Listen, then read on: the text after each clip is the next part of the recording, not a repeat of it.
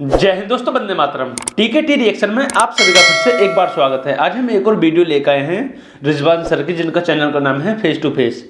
Original video का link description में। आप सभी को पता है कि मालदीव को लेकर काफ़ी ज़्यादा कंट्रोवर्सी क्रिएट हो रही है, क्योंकि हमारे पीएम मोदी लक्षद्वीप गए थे और वहाँ पर उन्होंने कुछ वीडियोज़ और कुछ पिक्चर्स सोशल मीडिया पर शेयर करी। उसके बाद से मालदीव में तूफान आ गया, क्योंकि जो हिंदुस्तान के टूरिस्ट हैं वो अपने देश में जाएंगे पहले और बाकी बाद में कहीं जाने की सोचेंगे।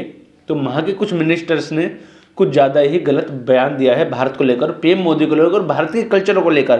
तो उस पर रिजवान सर ने कुछ बातें करी है, तो चलिए देख लेते हैं क्या बातें करी हैं और किस टाइप की उनको सजा मिल रही है मालदीव वालों को। नमस्कार, सत श्री अकाल, अस्सलाम वालेकुम। कैसे हैं जनाब? तो साहब इजराइल बीच में कूद गया है, the all weather front of India, और उसने कहा कि जो 2019 से बात चल रही थी डिसैलिनेशन प्लांट लगाने की लक्षद्वीप में, इसका मतलब जो वहां पे खारे पानी को साफ करके यूजेबल बनाना आदमी के लिए, पीने के लिए वगैरह वगैरह, जिसकी वहां खासी कमी है, वो काम हम तत्काल शुरू करने जा रहे हैं, क्योंकि इसमें इजराइल को महारत हासिल है।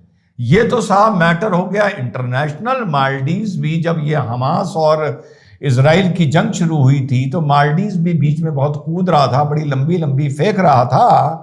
तो ये उसका भी एक काउंटर आप मान सकते हैं। जो हमारे मोदी जी लक्षद्वीप गए, ये उसका भी एक काउंटर मान सकते हैं। और उन्होंने कहा कि आप यहां पर आइए, जो वहां पर उन्होंने इंडिया आउट कैंपेन शुरू किया था चुनाव को रेटोरिकल बनाने के लिए।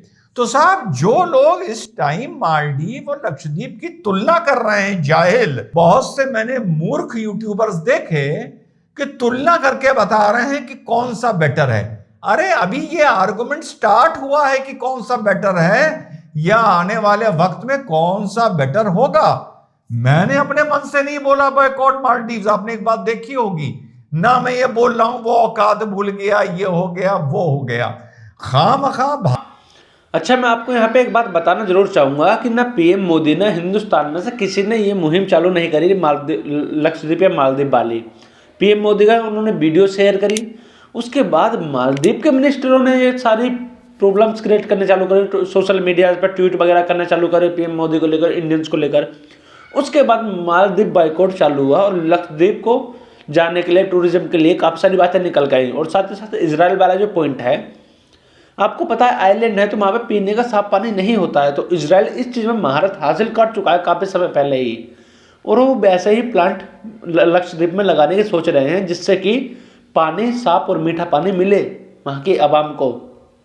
काफ़ी अच्छा कदम है और बाकी देखते हैं क्या बातें हैं। भारत से, एक फ्रेंडली नेशन से, भारत का, लक्षद्वीप का, भारत के प्रधानमंत्री का खामोखा बिना किसी प्रोवोकेशन के मजाक उड़ाया है। मैं ये नहीं कह रहा कि मालदीव के हाथ में कटोरा आ जाएगा या टूरिस्ट वहां जाना बंद कर देंगे, लेकिन मैं इतना जरूर चाहता हूं कि भारत के खूबसूरत आइलैंड्स जो मैंने अपनी आंखों से देखे और महसूस किया है, उनको इंकरेजमेंट मिले। और वो बीचेस वाकई, क्योंकि डीएनए ऑफ द ओशन वहां पर बिल्कुल सेम है, चाहे मालदीव्स हो चाहे लक्षद्वीप हो। उससे साफ पानी, जैसा लक्षद्वीप का पानी वैसी मालदीव्स का पानी, जैसा लक्षद्वीप का सैंड वैसे ही मालदीव का सैंड। ये मैं नहीं कह रहा कि लक्षद्वीप का सैंड मालदीव के सैंड से ज्यादा क्लियर है या वाइट है, या वाटर यहाँ का ज्यादा टर्कोइस है लक्षद्वीप का और मालदीव्स का कम है। लेकिन जब दो जगहें बिल्कुल एक सी हैं, तो यहां पर सिर्फ वक्त लगने की, एक इन्वेस्टमेंट होने की देरी है। टाटा समूह सामने आ गया है कि 2 5 स्टार रिसोर्ट्स बनाएगा, और जिस दिन अडानी सामने आ गए उस दिन तो सोचो काम लग गया मालदीव्स का, वाकई काम लग गया। लेकिन जब अडानी सामने आ जाएंगे तो लोग गाली देने लगेंगे कि ये पूरा जो षड्यंत्र किया गया था, ये इसलिए किया गया था क्योंकि अडानी अब टूरिज्म इंडस्ट्री में आना चाहते हैं। तो इजराइल के बाद टाटा भी आ गया, ईज माई ट्रिप ने अपनी वहां की फ्लाइट सारी बुकिंग कैंसिल कर दी। सो ये इंडियन एक्सप्रेस क्या लिखता है? इंडियन एक्सप्रेस आप देखिए लिख रहा है कि दोनों नेशंस का ये जो हाइपर नेशनलिज्म है, अच्छा, हमें, हमारे प्रधानमंत्री को, हमारे लक्षद्वीप को, हमारी वहां की खूबसूरती को खामखा उसका मजाक उड़ाया, उसको टारगेट किया।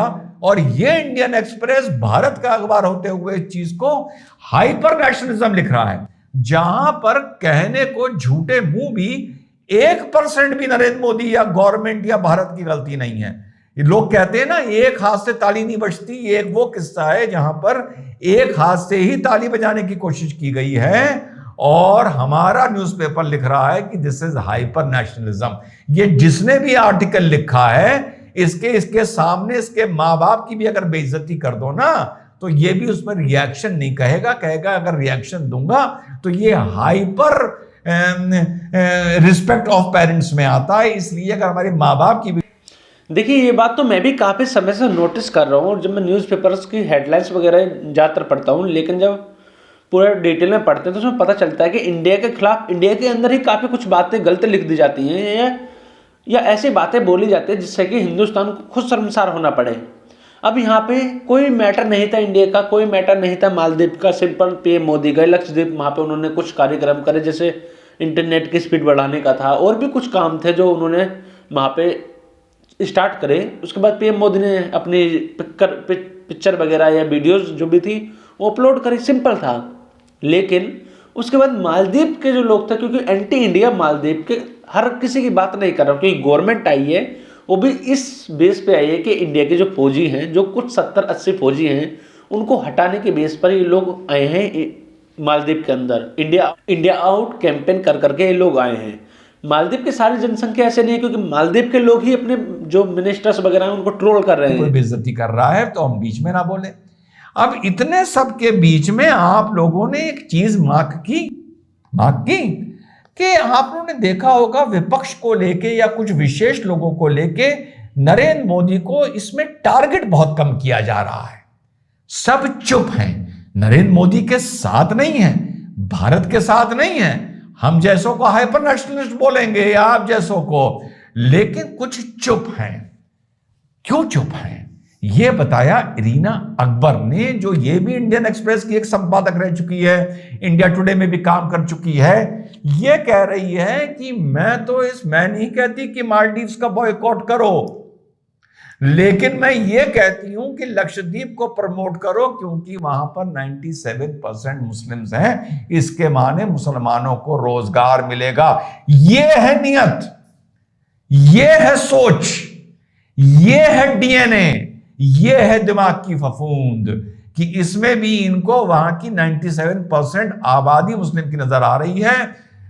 लिख के दे दूं, अगर लक्षद्वीप 97% गैर मुस्लिम या हिंदू आइलैंड होता, जहां पर 97% पॉपुलेशन सनातन या हिंदू होती, और ये बवाल मालदीव से हो गया होता जहां पर 97% मुस्लिम पॉपुलेशन होती, तो साहब सोशल मीडिया पर आप देख लेते, एक बार पुनः देख लेते। देख तो हम कितनी बार चुके हैं कि इस देश के लोगों का जो नमक हरामी उनके अंदर है, जो उनके अंदर डीएनए में नमक हरामी है, आप अपनी आंखों से देख लेते बहुत से लोगों से कि मोदी विरोध के चक्कर में या मालदीव्स के साथ इलू के चक्कर में कहते कि ये बवाल नरेंद्र मोदी ने शुरू करवा दिया, ये कर दिया, वो कर दिया। मालदीव्स की तुलना लक्षद्वीप से कर रहे हो?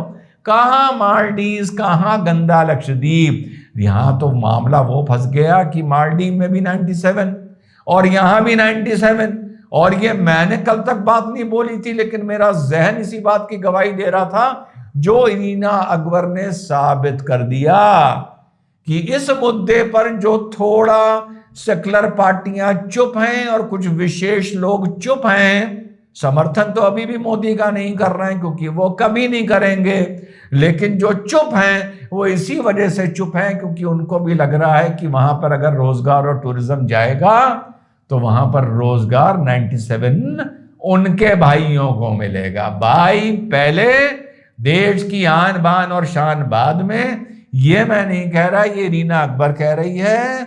और जैसा मैंने बताया, अगर लक्षद्वीप गैर मुस्लिम यहाँ पर एक आइलैंड के निवासी होते, बाशिंदे होते, और मालदीव्स में 90% भाई होते, तो यहाँ पर इलू लक्षद्वीप से ना हो रहा होता, इलू हो रहा होता मालदीव्स से।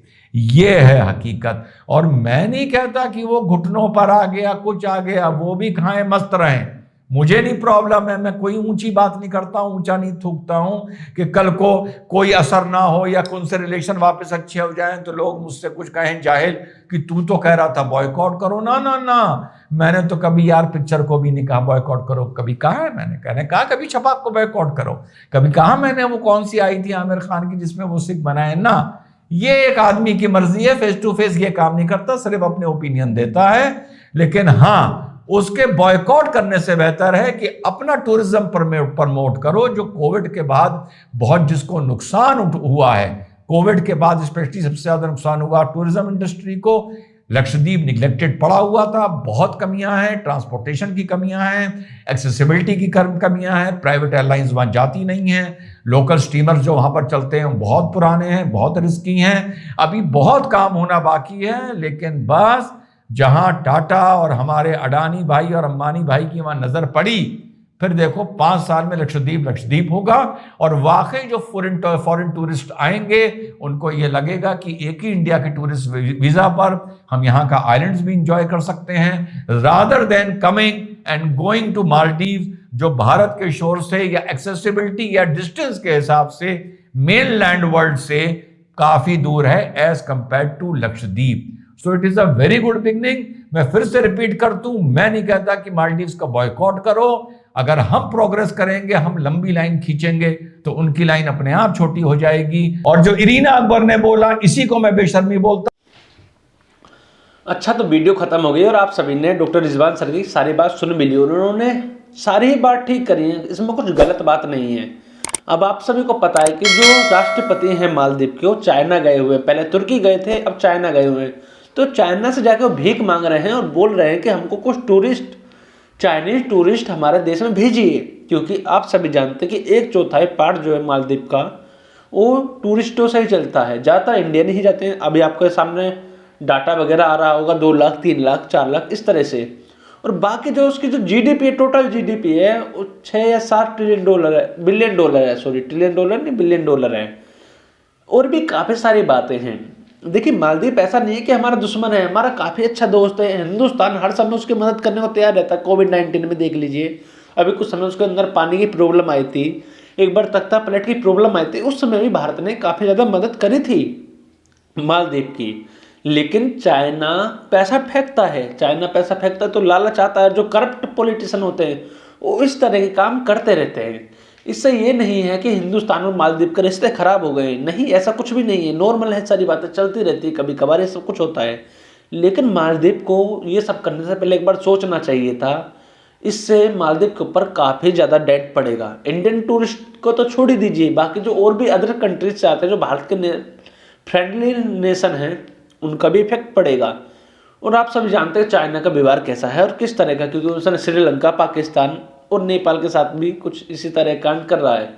तो वीडियो आपको कैसे लगी आप कमेंट करके जरूर बताइएगा, लाइक कीजिएगा, शेयर कीजिएगा और सब्सक्राइब करना बिल्कुल ना भूलिएगा। जय हिंद दोस्तों, वंदे मातरम।